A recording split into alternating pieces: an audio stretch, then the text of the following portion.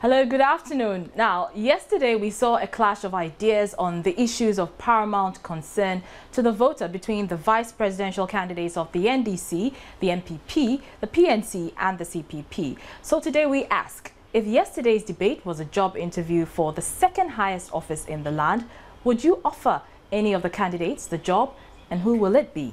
I'll be joined by the best political team on TV and radio as we dissect the issues and tease the likely electoral impact of last night's debate. We are live from the Multi-TV studios and live also on radio on Joy 99.7 FM. Together, we are your election headquarters. We'll be right back with the details.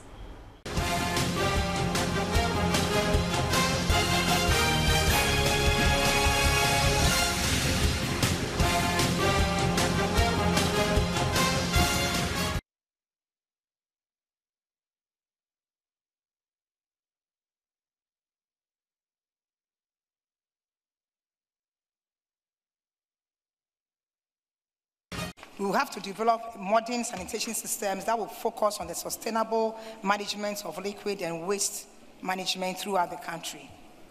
Local government bylaws also have to be on community and household sanitation must be strictly enforced and we have to encourage and support waste recycling. We have seen clearly that the sanitation situation in Ghana is out of hand. If we look at the menace that we face today with the plastic waste, a lot have been done. A lot have been done in this country to be able to address that. But we have not been able to do anything because the actual approach is the problem is more than the way we've tried to handle things in this country. Of the basic things that would lead to a change in habit is education. Some of us who are adults have our habits very well formed. So we would admonish and encourage that the education should start at the very low stage, the basic level of education, where we are going to introduce clean and sanitary practices to our children who are at the basic levels and encourage them to continue to keep these sanitary practices we are going to introduce. We are also going to enhance sanitation further by encouraging our local communities through the maybe monetary or other awards for the cleanest communities and helping to cut down on most of the filth we have around us. We know that there is a policy going on where each house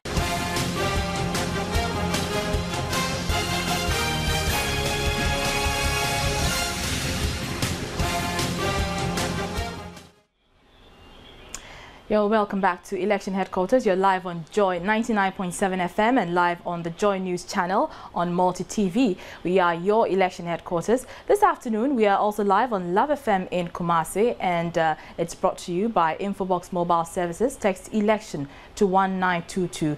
My name is Arba Kumson. Now, they came prepared to do battle over the issues. The vice presidential candidates of the NDC, the NPP, the PNC and the CPP locked horns on several issues and they were very aggressive on those issues as well.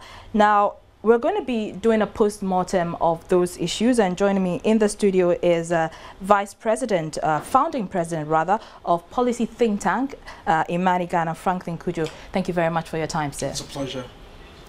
Did the debate live up to your expectation? Well, some parts were pretty boring. Some parts were very entertaining. I think the two ladies held their grounds.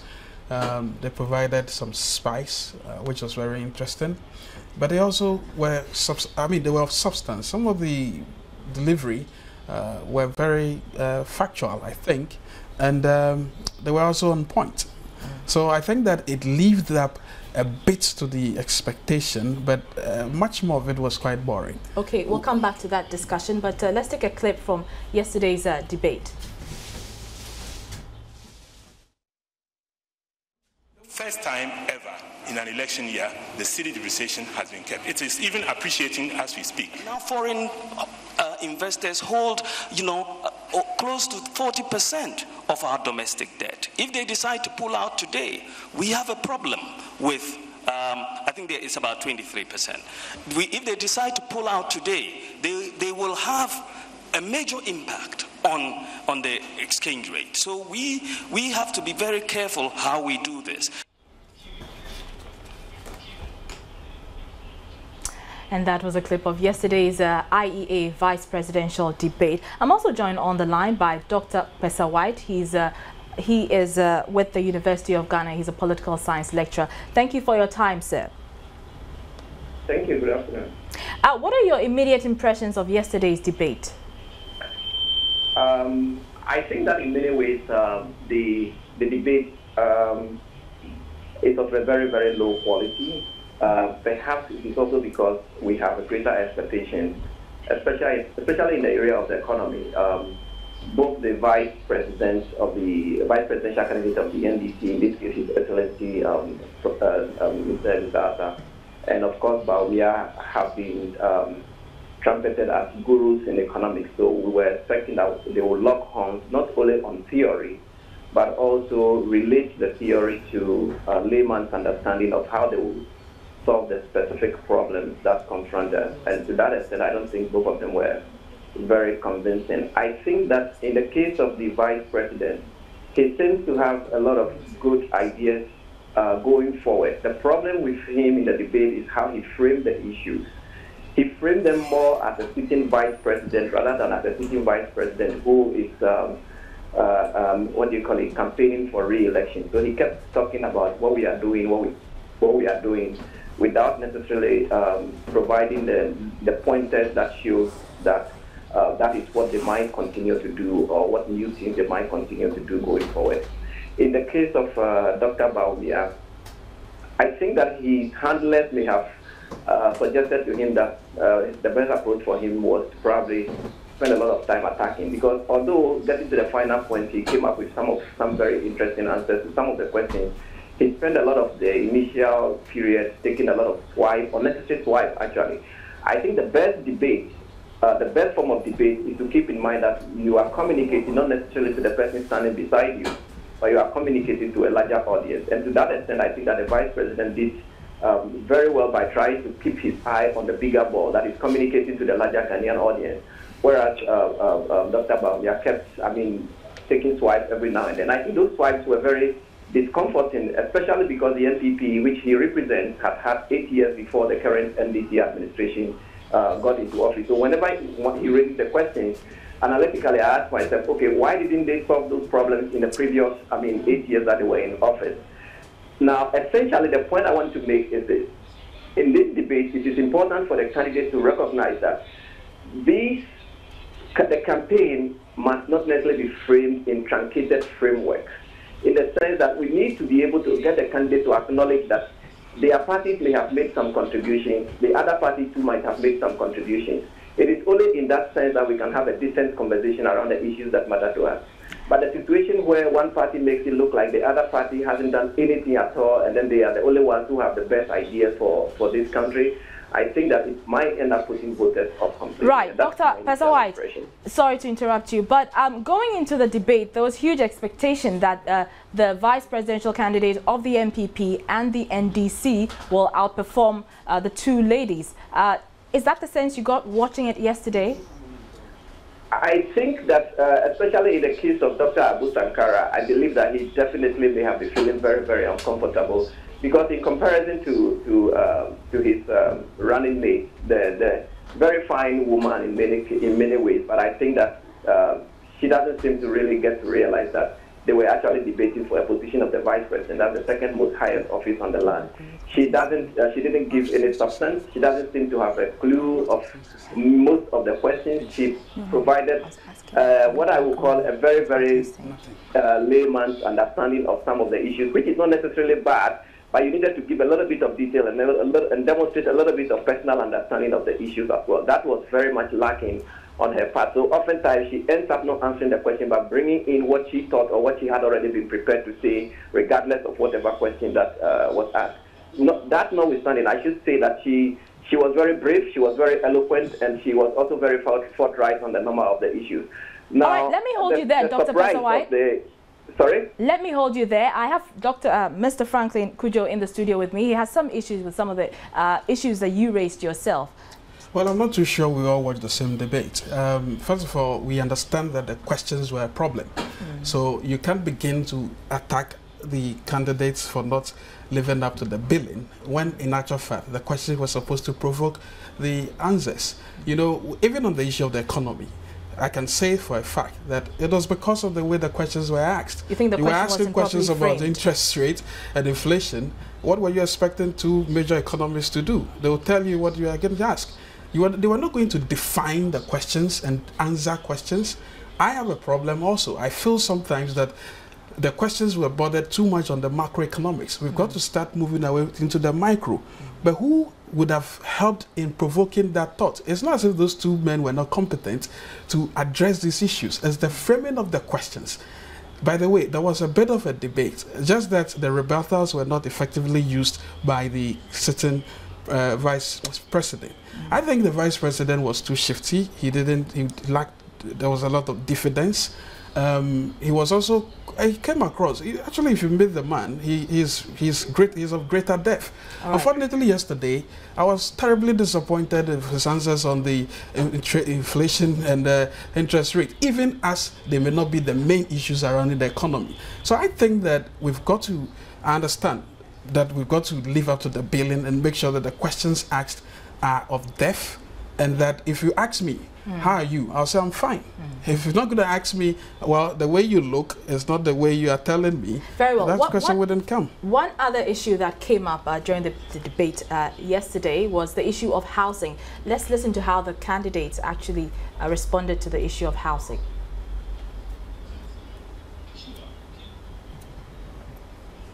In a number of ways. Primarily, we are going to set up a housing agency. And that housing agency will have a number of responsibilities, but it will be dedicated to developing new communities and townships, be responsible for the acquisition, development, and management and allocation of land banks for housing development.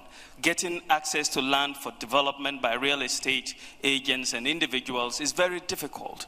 In this regard, we will make sure that to support this, the land administration project, which has been in the works for several years now, is completed as soon as possible. Similarly, the land title registration project should also be completed so that we can have access to land much more easily, so that proper title can be registered and people can obtain mortgages as a result.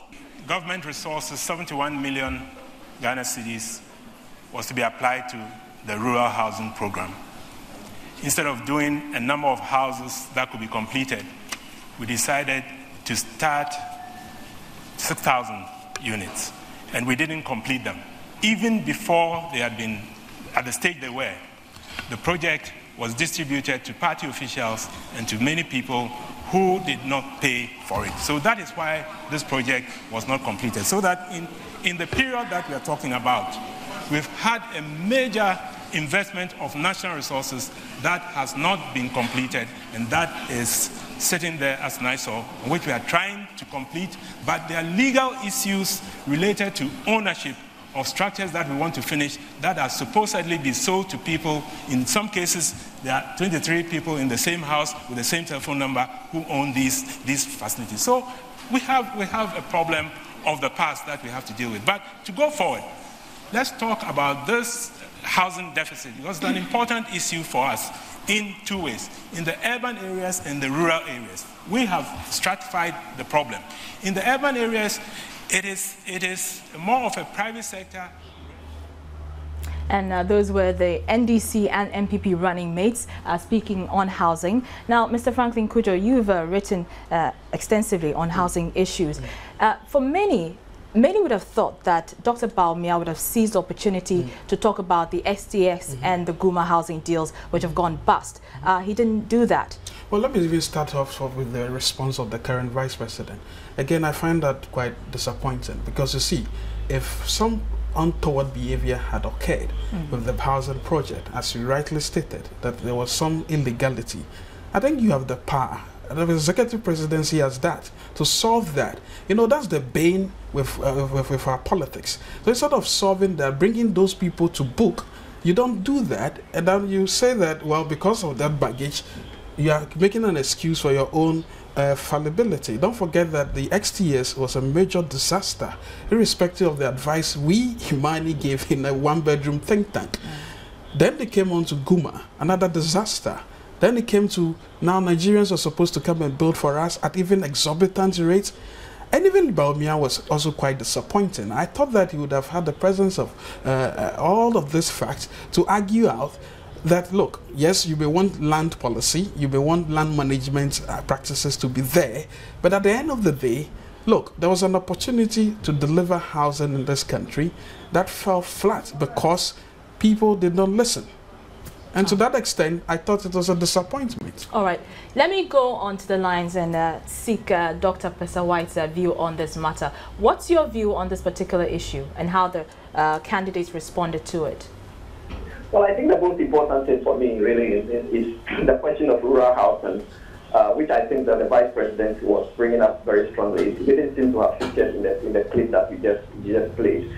We tend to behave in this country as though the whole of Ghana is limited to the urban centers. It's limited to Accra, Kumasi, Koforidua, and so on and so forth. And by that very attitude, we have encouraged rural-urban migration in a very, very, disastrous way. We need to keep in mind that there is a rural economy that we need to be able to protect and sustain. Over time, the rural economy has more or less collapsed under our very watchful eyes across governments.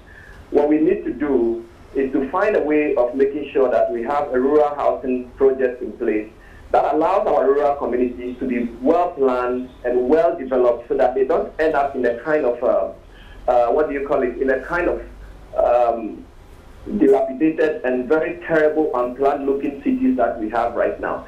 In other words, we need the parties to find specific strategies to deal with the question of housing in a manner that we don't repeat in our rural areas. And on that particular score, I feel like there was the need for them to kind of go a little bit more and talk about the question of rural housing, especially because any rural housing project also has the potential to, at least in the short term, reverse the rural-urban migration and provide jobs for people in the rural areas. And very quickly, Dr. Pesa White, if this was a job interview for the highest office of the land, who would you give it to of the four? Well, I think a debate of this nature goes beyond the job interview. You know what goes into job interviews. In job interviews, you do things differently from this. I think in this particular case, these are individuals who, by the stretch of every imagination, we would say they are heartbeats away from the presidency. And we saw that happening a couple of months ago. And so the fundamental question we should be asking ourselves is, which of these individuals demonstrate... Dr. Pesa White, I guess the point I'm trying to make is, who won it for you?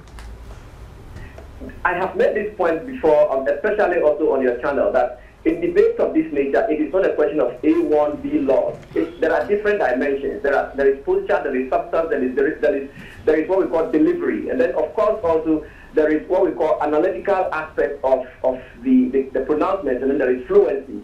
You can measure them on each and every one of these specific issue areas and rate them differently. In my mind, it is not one of A1 or B1. All right. All right, thank you very much. And that was Dr. Michael Pesa White. He's a political science lecturer. Let's come back to the studio very quickly. So, exciting is not a word that would be used to describe yesterday's debate. It was described variously as boring. But there were a few bright spots. But my final question to you, Franklin, is who won it for you? Well, clearly, Dr. Bawumia. It was a lesson in economics, really. I stood in my room, I was saluting most of the comments that came from him. Look, in debate in America, we saw it. Obama accepted that he was flat the first round. Second round, he inched up. Third round, he virtually defeated Romney, right? So I don't know what mechanics we use, but a debate is a debate. And wherever mechanics there are, there must be a winner. And clearly for me yesterday, it wasn't even a contest. It was a lesson in economics, really. Thank you very much, and that's how we end the show today. Thank you to my studio guest, Franklin Cudjoe. He's founding president of policy think tank Imani Ghana. This This show was live on Multi TV as well as on radio, Joy 99.7 FM, and online, My Joy Online. It was brought to you by Infobox Mobile Services. Text election to 1922 and Star Ghana. Election Headquarters returns same time tomorrow. I'm Arba Kumsin. Good afternoon.